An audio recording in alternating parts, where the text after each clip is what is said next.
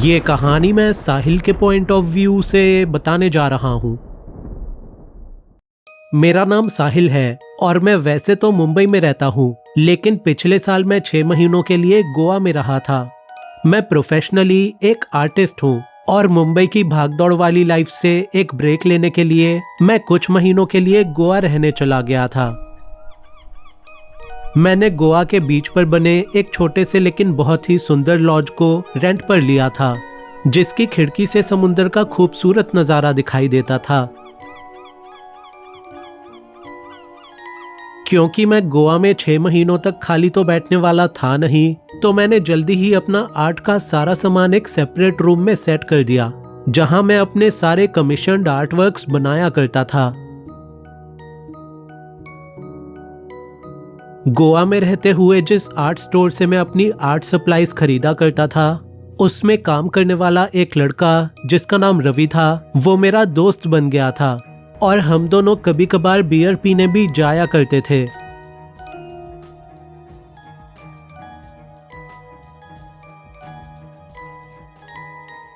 एक रात मुझे काम करते करते काफी लेट हो गया था और मैंने जगे रहने के लिए 3 कप कॉफी भी पी ली थी, सो मुझे नींद नहीं आ रही थी। तो इसीलिए मैंने सोचा कि क्यों ना थोड़ी देर बीच पर ही टहल आऊं।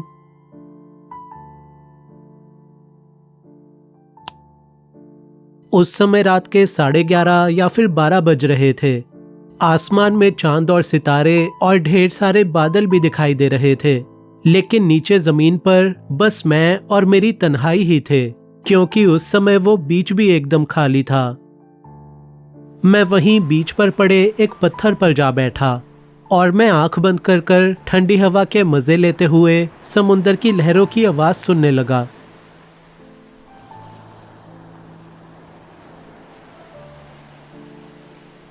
मेरी आंखें बंद थीं, पर फिर भी मुझे ऐसा महसूस होने लगा कि जैसे कि अभी अभी मेरे बगल में कोई आकर खड़ा हुआ हो।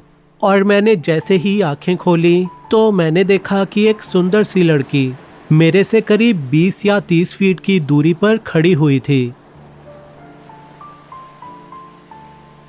वो लड़की मेरी मौजूदगी से अनजान थी और लगातार समुद्र की तरफ ही देखे जा रही थी, और शायद उसे लग रहा था कि वो बीच पर उस समय एकदम अकेली है। लेकिन तभी मैं उसके पास गया और मैंने अपनी चुप्पी तोड़ी। हाय, आई एम साहिल, और तुम्हारा नाम क्या है? ओह, आपने तो मुझे चौंका ही दिया। मुझे लगा था कि मैं यहाँ पर अकेली हूँ। मुझे उस लड़की ने अपना नाम लीसा बताया और उसने मुझे बताया कि उसका घर बीच के दूसरे एंड पर है। जल्दी ही मुझे लीसा के साथ एक कनेक्शन सा फील होने लगा। हम दोनों में काफी सारी सिमिलैरिटीज थी और सबसे बड़ा कोइंसिडेंस तो ये था कि वो भी एक आर्टिस्ट थी। और जब मैंने उसे बताया कि मैं भी एक आर्टिस्ट हूँ, तो वो ये जानकर काफी हैरान हुई। हम दोनों ने 15-20 मिनट तक लगातार बातें करी, लेकिन तभी अचानक से तेज बारिश शुरू हो गई। अरे, जल्दी मेरे घर चलो, मेरा घर पास ही है। मैं और लीसा भागते हुए मेरे लॉज में आ पहुंचे। मैं तो बुरी तरह भीग चुका था, लेकिन मैंने जैसे ही लीसा की तरफ देखा, अरे, तुम भीगी कैसे नहीं? वो सब छोड़ो, मुझे अपनी बनाई हुई पेंटिंग्स नहीं दिखाओगे? हाँ हाँ, ज़रूर दिखाऊंगा, चलो मेरे साथ। मैं लीसा को अपने आर्ट रूम में ले आया और वो मेरी पेंटिंग्स देखकर बहुत इम्प्रेस हुई। Wow, you are so talented. अच्छा, अब ये बताओ कि मेरी पेंटिंग कब बनाओगे? आई एम तो रेडी, चलो अभी ही स्टार्ट कर देते हैं। मैंने बारिश को बैकग्राउंड में लेते हुए लीसा को फ्रंट पोर्च पर एक पोज देने को कहा और मैं उसकी पेंटिंग तैयार करने लगा। लीसा की पेंटिंग बनाते हुए मुझे अभी बस कुछ ही मिनट बीते थे कि तभी लीसा, लीसा! ओह नो, मेरे डैड आ गए, मुझे जाना पड़ेगा। और ऐसा कहकर लीसा भागने लगी, लेकिन तभी उसके डैड ने हम दोनों को देख लिया। लीसा, घर जाओ।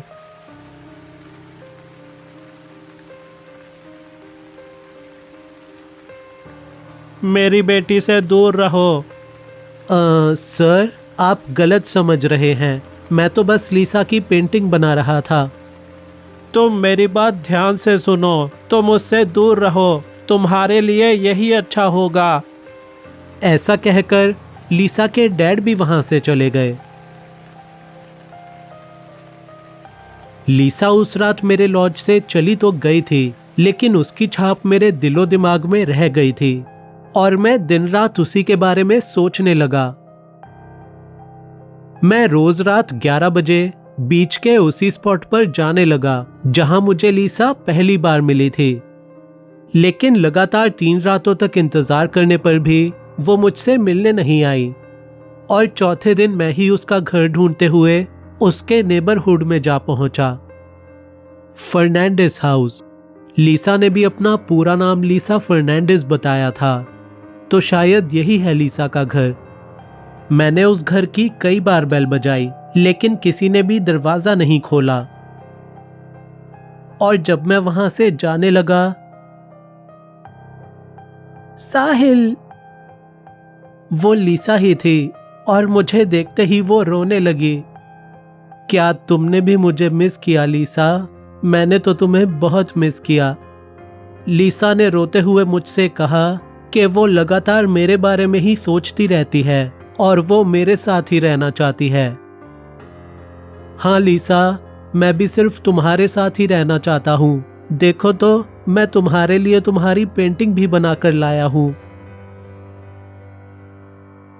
लीसा मेरे हाथों से बनी अपनी पेंटिंग को देखकर फूली नहीं समा रही थी, लेकिन तभी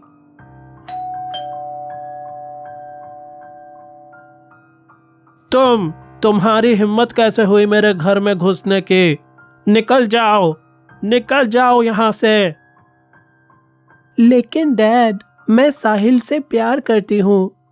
हाँ सर, मैं भी लीसा से प्यार करता हूँ और हम दोनों एक दूसरे के बिना नहीं रह सकते। मैं तो लीसा से शादी भी करना चाहता हूँ। तुम मेरी बात समझते क्यों नहीं हो? लीसा तुमसे तो क्या, वो किसी से शादी नहीं कर सकते। निकल जाओ मेरे घर से।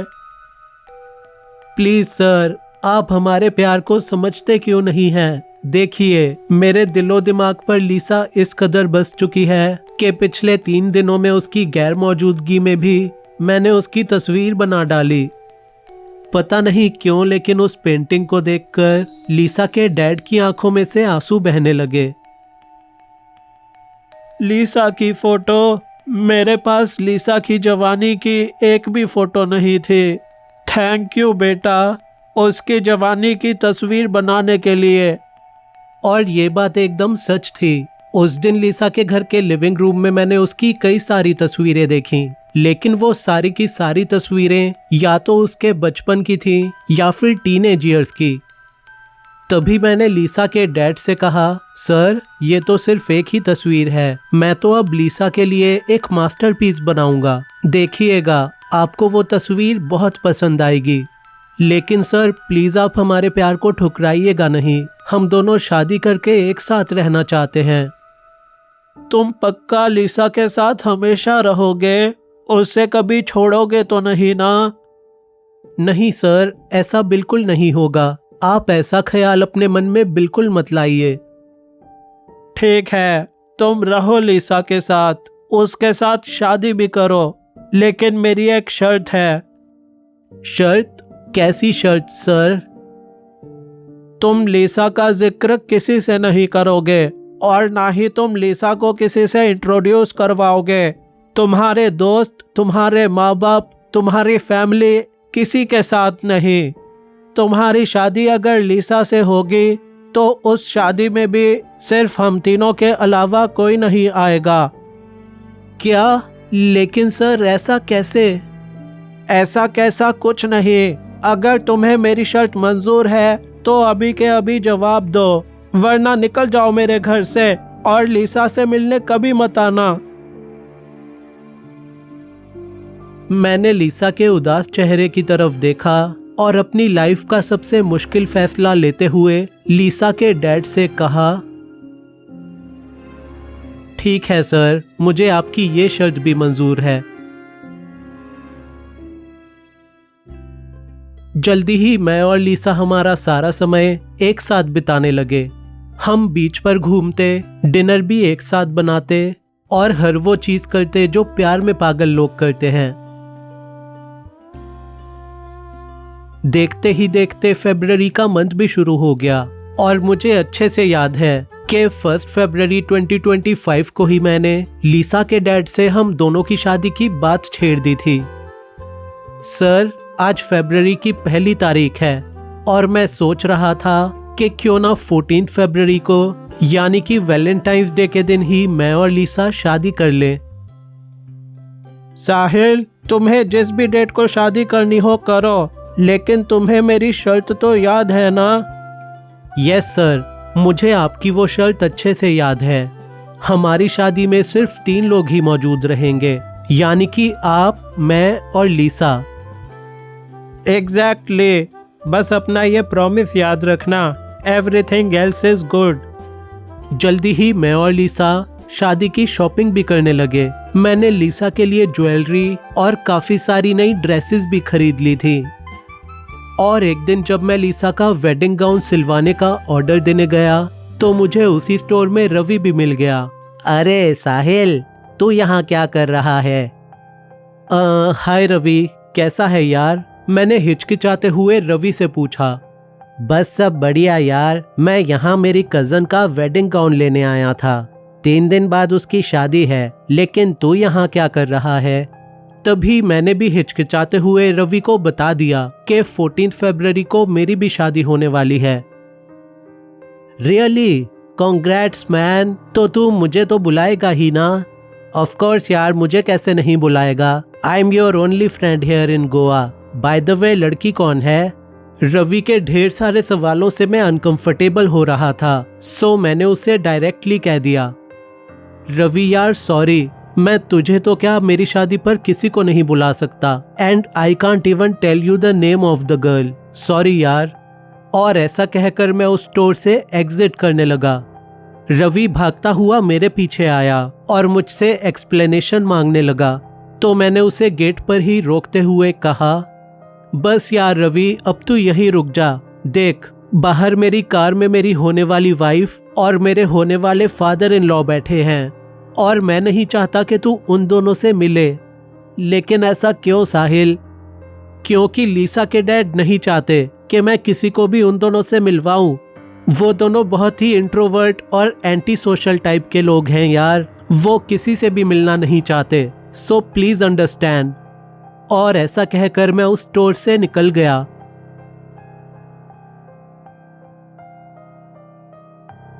मैं, लीसा और उसके डैड, हम तीनों वापस घर लौट आए। मैंने रवि के साथ जिस तरह का बर्ताव किया था उस पर मैं शर्मिंदा था, सो लीसा के डैड ने मुझे चीयर अप करने के लिए उनके गार्डन में लाइट म्यूजिक चलाया और फिर मेरे लिए बारबेक्यू भी बनाया। चीयर अप माय सन, ये लो, आज की शाम का ये जाम लीसा और तुम्हारी शादी के नाम। और लीसा के डैड की ये बात सुनकर मेरे चेहरे पर एक बार फिर से मुस्कुराहट लौट आई। जल्दी ही दिन बीते और आई फरवरी की 14 तारीख। पूरी दुनिया तो उस शाम वैलेंटाइंस डे मना रही थी, लेकिन मेरे लिए वो शाम और भी ज्यादा स्पेशल थी, क्योंकि उस शाम मैं लीसा के साथ शादी करने वाला था। It was a Valentine's day wedding. क्योंकि मैंने लीसा के डैड से प्रॉमिस किया था कि शादी में हम तीनों के अलावा कोई और नहीं होगा, सो इसीलिए हमारी शादी लीसा के घर में हो रही थी। गार्डन से लेकर लिविंग रूम तक का एरिया फ्लावर्स और लाइट से सजा हुआ था और मैं अपनी होने वाली दुल्हन का बेसब्री से इंतजार कर रहा था। तभी अचानक से वहां पर वेडिंग म्यूजिक बजने लगा और खूबसूरत व्हाइट गाउन पहने हुए और अपने डैड का हाथ थामे हुए मेरी तरफ चलती हुई आने लगी मेरी प्यारी लीसा। मैं उसकी आंखों में पूरी तरह खोया हुआ था और जब उसके डैड ने उसका हाथ मेरे हाथ में थमाया तब मैं खुशी से फूला नहीं समा रहा था। जल्दी ही लीसा के डैड ने हम दोनों के लिए प्लेज पढ़ा और फिर हम दोनों ने रिंग्स एक्सचेंज करी। मैं लीसा को किस करने ही वाला था कि तभी छोड़ो मुझे, छोड़ो मुझे। ये सब क्या हो रहा है? रवि, तू और पुलिस, ये सब क्या हो रहा है? ये आप सब क्या कर रहे हैं? तो क्या कर रहा है साहिल? क्या तुझे अपनी जान की बिल्कुल परवाह नहीं है? यह आदमी तुझे मारना चाहता है। मैंने लीसा के डैड की तरफ देखा तो उनके हाथ में एक कुल्हाड़ी थी जो कि वो मेरे ऊपर ही चलाने वाले थे। क्या? पर आप ऐसा क्यों कर रहे थे सर? तुम्हारी खुशी के लिए ही तो मैं ये कर रहा हूँ बेटा। तुम्हें दूसरी दुनिया में भेजना होगा, तभी तो तुम लीसा के साथ रह पाओगे। तभी मैं लीसा की तरफ मुड़ा और अपनी आंखों में आंसू लिए वो अचानक ही मेरे सामने से गायब हो गई। अरे लीसा कहाँ गई? कहाँ है लीसा? लीसा वीसा कोई नहीं है साहिल, तू किस भ्रम में जी रहा है? उस रात भी जब मैंने तुझे उस क्लोथिंग स्टोर से जाते हुए देखा था तब भी तू इस बूढ़े आदमी के साथ अकेला ही था। मुझे शक हुआ कि तुझे जरूर किसी चाल में फंसाया जा रहा है, तो मैंने तेरी गाड़ी का पीछा किया और जब मैं इस घर तक पहुंचा तो मैंने देखा कि तू इस बूढ़े आदमी के साथ गार्डन में अकेला ही सेलिब्रेट कर रहा था, लेकिन तू ऐसे बिहेव कर रहा था जैसे कि तू किसी और से भी बात कर रहा हो। और उसी रात से मैं तुझ पर नजर रखने लगा। उस रात रवि ने अपनी सूझबूझ दिखाकर मेरी जान बचा ली और मुझे लीसा के डैड के बयान से पता चला कि लीसा कुछ साल पहले 16 साल की उम्र में ही समुंदर में डूबकर मर गई थी। लेकिन लीसा की आत्मा को कभी भी शांति नहीं मिल पाई और तब से लेकर आज तक उसकी आत्मा आज भी उसके घर में और आसपास के इलाकों में मंडराती हुई पाई जाती है। लीसा की सच्चाई जानकर मेरा दिमाग सुन पड़ गया। मैं हैरान था ये सोचकर कि बीते दिनों मैं एक ऐसी लड़की से प्यार कर बैठा था जो कि इस दुनिया में थी ही नहीं। पता नहीं मेरे साथ क्या होता अगर उस रात रवि पुलिस को लेकर मुझे बचाने नहीं आता। शायद मैं उस वैलेंटाइंस डे की रात, यानी कि अपनी शादी की रात ही लीसा के डैड के हाथों मारा जा चुका होता।